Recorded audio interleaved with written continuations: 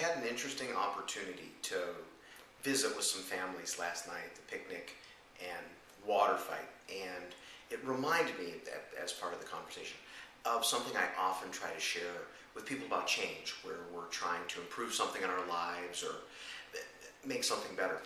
And oftentimes we think that has to do with willpower, that somehow if I really want it enough, I can really always make the best choice and then make happen what I have in mind. And in my experience, that's hard.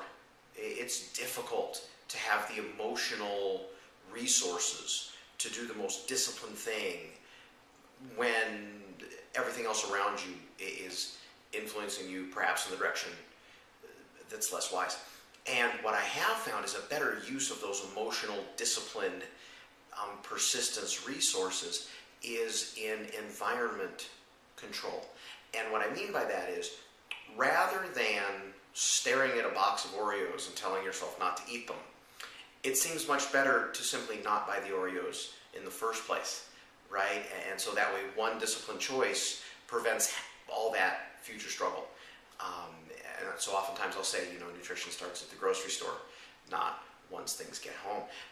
But you can extend that idea to all manner of other things financially, that if you make it harder to get at the money, you'll spend it less. It's the same thing for your kids.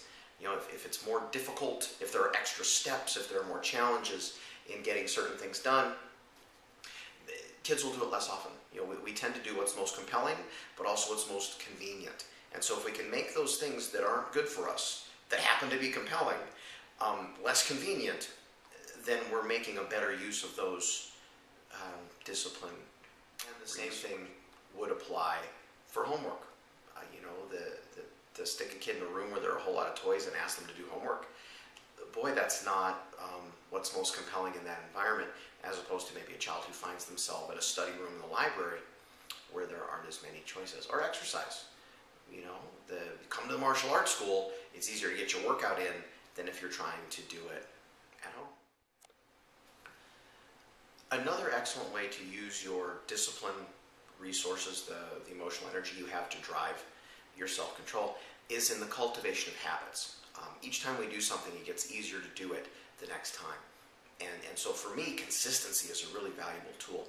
Even though sometimes it's less entertaining to buy essentially the same groceries each time, in essentially the same pattern, to exercise at the same time in the same place, for homework to get done, for it to be the same way each time, and for your finances to have that monthly plan. This is where the dollars go each month, because in building those habits, at some point they become a little more automatic, and again, that frees up some of your self-control for other things. A great way to go about cultivating desirable habits is to simply pick one and hang on to it. Really focus yourself, discipline yourself to make sure you do that particular thing, and something small, every single time the instance comes up. And after disciplining yourself on that one thing long enough, some people say 21 days, I'm not so sure, until it's automatic, until it's mindless, you simply do it because it's what you do. Then you move on and perhaps add the next habit. And so you could easily spend the rest of your life using your discipline energy, not on resisting cookies and not on trying to keep the credit card put away, but on cultivating these little habits that make it so you don't have to struggle with the cookie and the credit card.